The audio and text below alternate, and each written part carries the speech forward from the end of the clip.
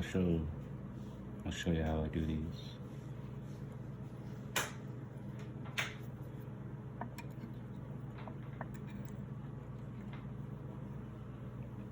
On this one, I got a bump here, and it makes it, I have to start a little bit further.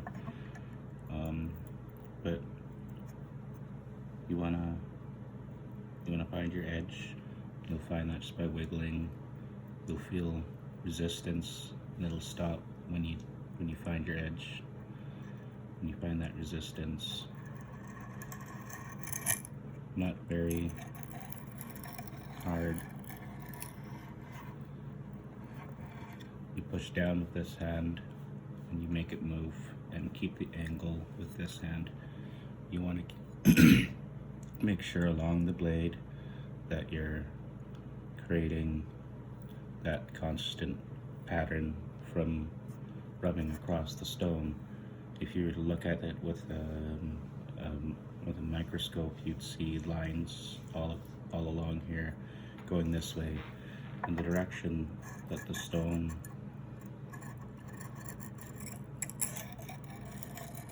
scrapes.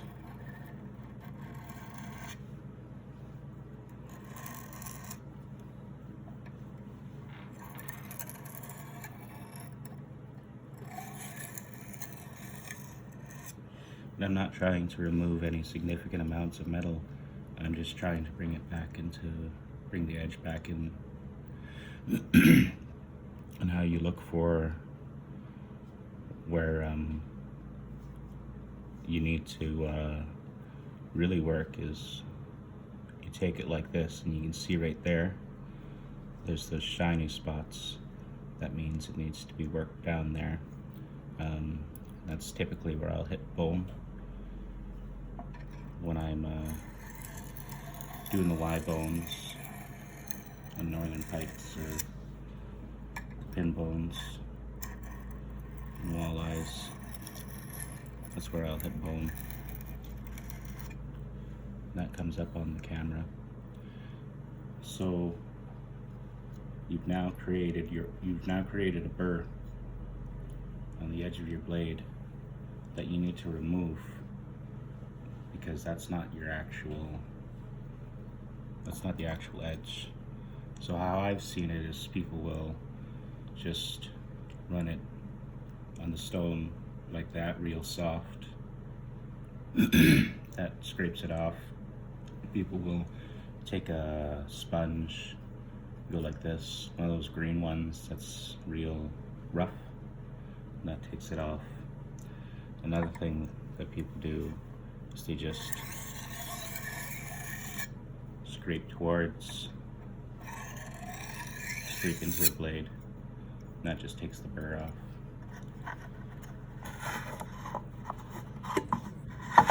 And that's ready to cut.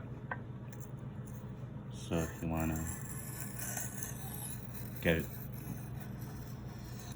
even better, you put it on a finer stone. But with how much your knife's going to be knocked around, you're only really going to be able to see the benefit from doing this on your first go around.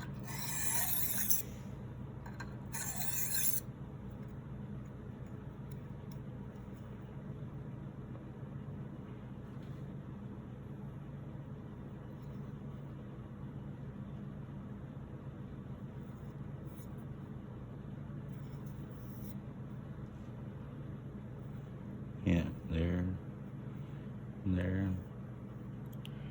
A couple places where I have nicks in the blade. But I'd like a much steeper angle on that because it's difficult to maintain that angle.